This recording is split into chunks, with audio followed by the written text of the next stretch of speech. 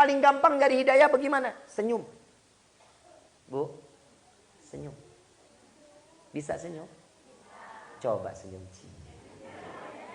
Perempuan kalau senyum mah cantik loh. Coba Bapak senyum. Jangan serem. Orang yang namanya senyum, luluh Pak hati orang. Jujur, amalannya ringan, berat timbangan di hadapan Allah, senyum. Gak pakai tenaga Pak, gak pakai modal, cuman senyum, bikin senang hati orang, pahalanya gede. Ibu ngadepin suami, senyum. Marah, senyumin aja. Betul. Ibu bangun pagi, dia teriak-teriakan, kopi mana kopi? Senyum bawain. Nih kopi nih yang nih. Apalagi datang sambil bawa kopi campur goyangan. Bah! Tangannya. Tangan ini kan goyang, larutin gula.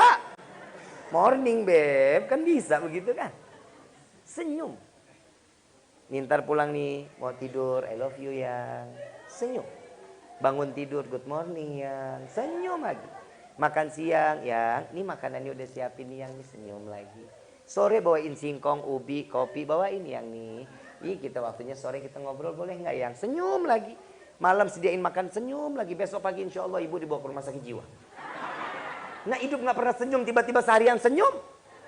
Belajar, itu terapi terbaik di dalam rumah tangga, senyum. Kalau ibu mau selamat, hidayah Allah turunkan di dalam rumah tangga kita, jadiin rumah tangga itu rahmah.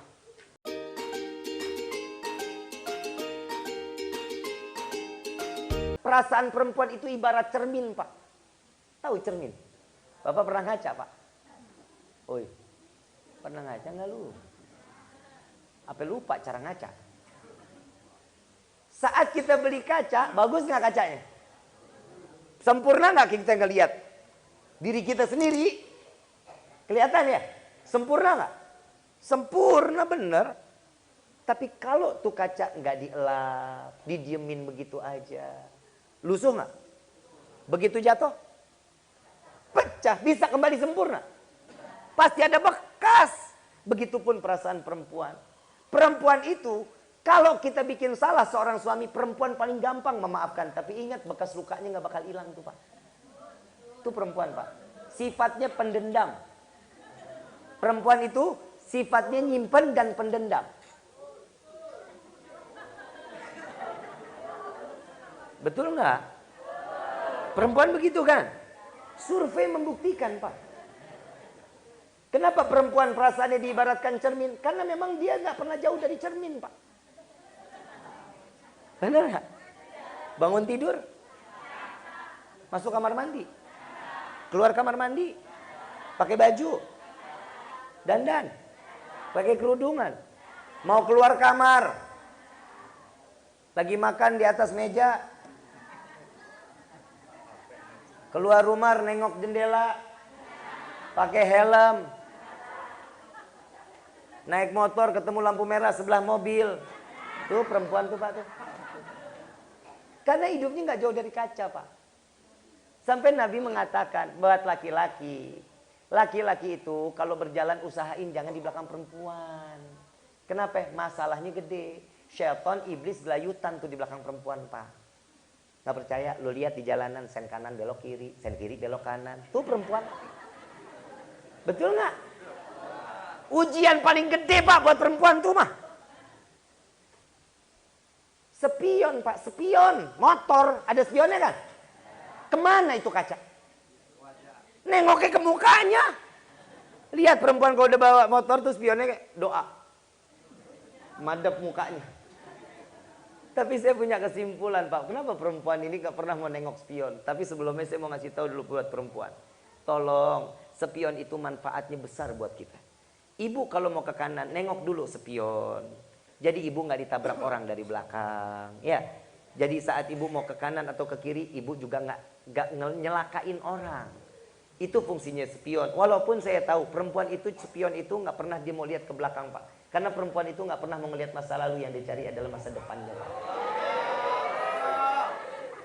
Apa masa depannya? Surga Pak.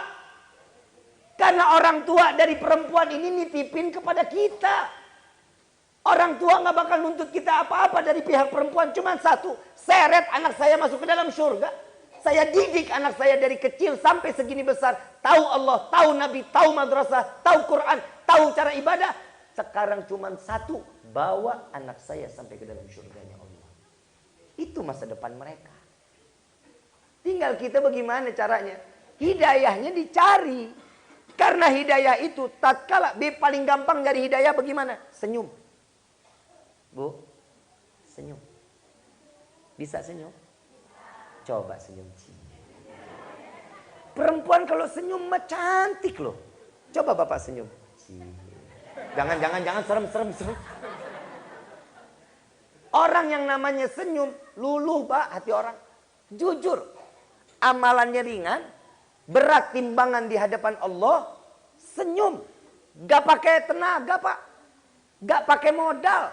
Cuman senyum, bikin senang hati orang, pahalanya gede. Ibu ngadepin suami, senyum. Marah, senyumin aja. Betul. Ibu bangun pagi, dia teriak-teriakan, kopi mana kopi? Senyum bawain. Nih kopi nih yang nih. Apalagi datang sambil bawa kopi campur goyangan. Bah! Tangannya.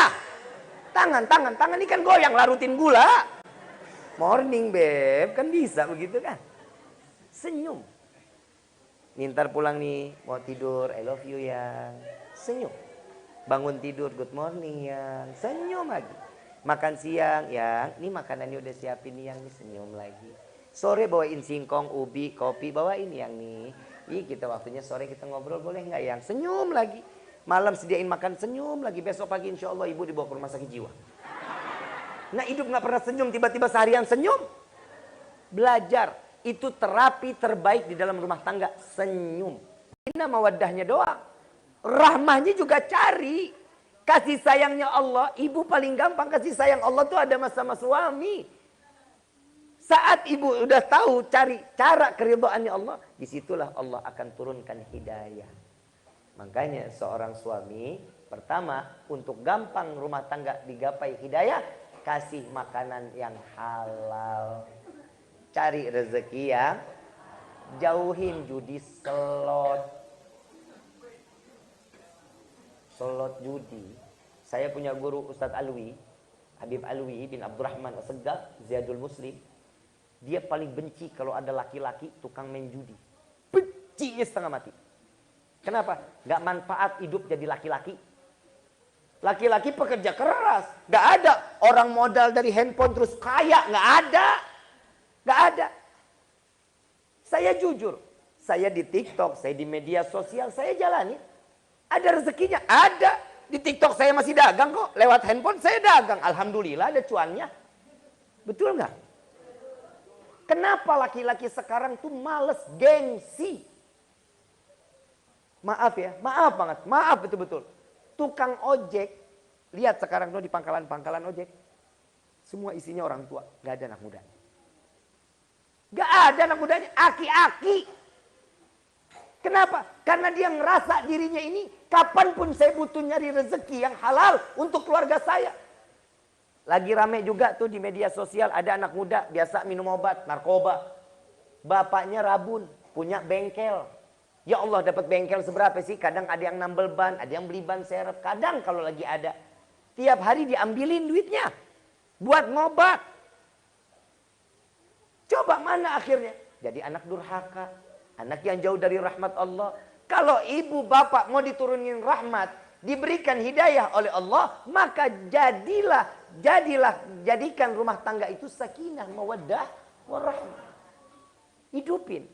Jangan egois. Ibu bawa diri, bapak bawa diri, anak terbengkalai. Bapak lihat anak sekarang udah pinter-pinter banget megang handphone. Udah jago-jago bener megang handphone. Dan adatnya luar biasa. Beda sama adat sifat kita dulu pak. Kalau dulu pak, kita nggak bisa ngelihat bungkusan rokok gudang garam pak. Ngelihat rokok bungkusan gudang garam, apalagi 555. Ingat nggak pak? Ada kan ya rokok 555 ada kan ya? Ardat, ingat nggak? Itu kalau udah ngelihat bungkus rokok itu jadi mobil-mobilan tuh pak. Betul nggak? Dipakein crop sosro, Sprite, Fanta, dipakai insulasi. Jadi tuh seret aja kemana-mana. Marlboro datang, Ferrari nih. Mahal. Anak sekarang ada yang main begitu. Bapak pernah ngambil ban bekas, Pak. Ambil pakai kayu. Didorong, Pak. Dikejar tapi. Kan tolol ya. Kan lu yang kencengin tapi lu kejar, kan bingung. Tapi hiburan, betul. Ada anak sekarang yang begitu. Bapak tahu gangsing? Ada anak sekarang yang main gangsing? Kelereng. Kita ngalamin kan, Pak? Saya lahir 84, Pak. Saya ngalamin nikmatnya tuh jadi anak-anak. Saya ngalamin bener-bener. Nikmat pulang bawa kelereng tuh, Pak, satu tas. Satu tas. Yang saya main kalahnya dia, saya jualnya sama dia, kan gila. Iya, dulu kita kan begitu kan, Pak. Sekarang ada anak yang begitu. Kita dari kecil udah dididik keras sama orang tua kita. Cari rezeki yang halal. Mainan-mainan yang bikin imajinasi kita tuh bagus. Main galasin, main tak batu 7. Coba anak sekarang mana? Ibu ingat nggak dulu ngumpulin karet dari rumah ke rumah? Dijadiin tuh. Betul nggak? Sampai dimarahin, karet dibawa kemana? Betul nggak?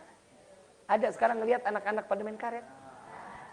Udah nggak ada yang kreatif otaknya. Kenapa? Kebodohan datang dari orang tuanya masing-masing. Saya ngomong apa adanya deh. Betul-betul. Orang tua nggak ngedidik. Handphone itu bukan buat mainan. Dek, maaf. Adek mau senang sama Habib, nggak mau senang sama Habib, terserah. Ingat, ini handphone bisa ngerusak. Saya cuma mau ngasih tahu ibu bapak, ini handphone senjata orang kafir dan Nasrani, Yahudi, yang bisa masuk ke dalam rumah kita. Mereka nggak butuh peluru, mereka nggak butuh pistol, cuman masukin handphone aja ke rumah kita. Selesai rumah kita, selesai.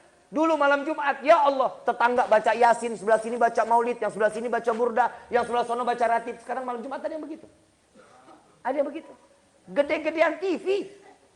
Gede-gedean suara TV dulu. Ya Allah, di rumah Petamburan. Saya punya di belakang tuh namanya Bu Nocil.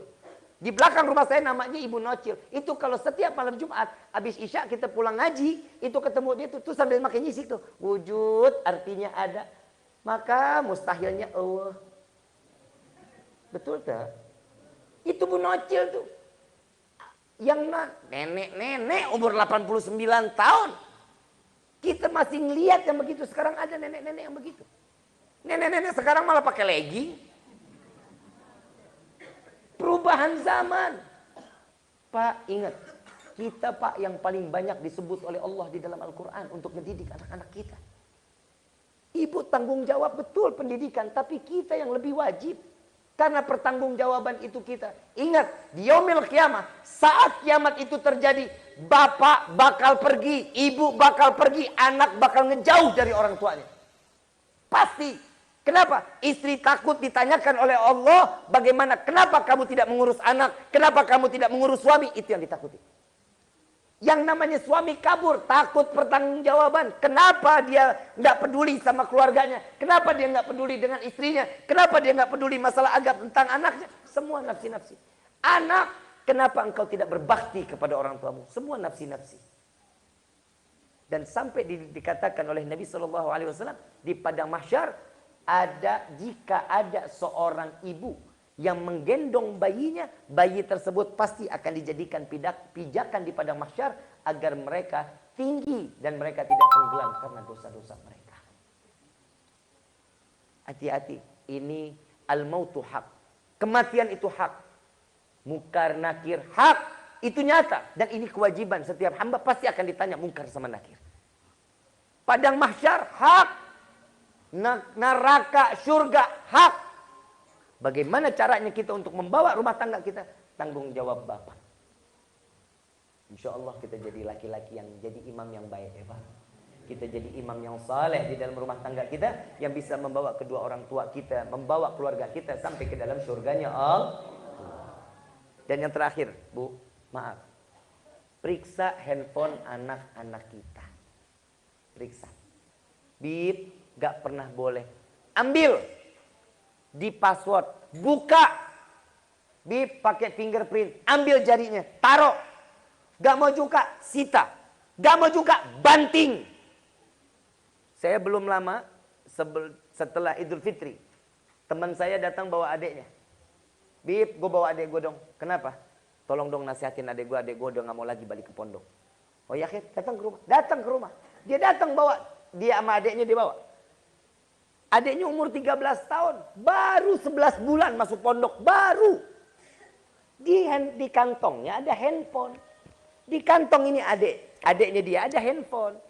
Saya bilang, apa yang bikin dia gak mau balik? Gak tahu, Bib. Ya, gimana mau balik? Handphone sih. Apa jawabannya? Jawaban abangnya apa? Ya gimana, Bib? Orang udah zamannya. Oh gitu jawaban. Sini handphone adek lo. Saya ambil handphone adeknya. Saya buka, saya suruh buka deh. 13 tahun udah bisa tahu cara ngunci handphone. Buka deh. Dibuka sama dia. Dia nggak tahu saya bakal ngapain. Saya buka semua histori internetnya. Semua. Habis nginstal video porno. 13 tahun. Bu, Pak, maaf. Ada satu link yang ada di handphone ini. Begitu kita klik, langsung semuanya video porno. Jangan dikira anak kita udah megang handphone hebat. Hati-hati. Ini yang bikin anak yang gak mau untuk jadi dia terus belajar. Dia bakal malas. Ada ML, ada PUBG, ada FF. Lihat saat dia lagi main. Tiba-tiba ada iklan yang nongol. Iklan inilah yang bisa dia jadi main judi slot. Dia bisa nonton film porno. Itu dari link-link yang ada di dalam Mobile Legends, FF, sama PUBG. Saya ngomong alal hak aja. Saya ke Jakarta, saya kemana, saya datang ke psikologi, saya datang ke dokter-dokter. Apa yang ada sekarang pada zaman anak-anak kita sekarang? Ini yang terjadi. Dan kegilaan anak umur 7-8 tahun, udah ada yang ada gangguan kejiwaan. Ini hati-hati Bu, saya ngomong bukan nakut-nakuti. Sayang, anak ini rezeki buat kita. Anak ini yang bisa membawa kita sampai ke dalam surganya Allah. Kalau bukan kita, siapa? Kita mau harapan sama ustadz. Ustadz ada waktunya. Mau sama guru kita yang di sekolah. Ada batasan waktu. Kita jam yang paling banyak. Pak, kasar boleh. Kasar buat anak boleh. Tapi jangan caci maki. Didik sampai dia betul-betul mau sujud kepada Allah. Bu, ibu orang yang punya rahmat dalam hatinya. Nasihatin baik-baik. Pak, kalau bapak belum bacain doa. Bacain doa buat anak-anak kita. Lagi tidur, Bib. Bib lagi tidur. Iya, bacain. Inna anzalnahu fi lailatul qadar wa ma adraka ma lailatul qadar. Ila akhir. Bacain dadanya. Alam nashrah laka sadrak wa wada'na anka wizrak alladhi anqadha dhahrak. Biar ini anak bisa paham dengan nasihat kita. Dan ini anak sudah gedenya kalau dibacakan inna anzalna insyaallah besarnya jauh dari kata berzina. Mudah-mudahan Allah selamatin. Mudah-mudahan Allah jaga keluarga kita. Allah jaga rumah tangga kita. Dan serta Allah cepat berikan taufik hidayah kepada kita semua. Insya Allah.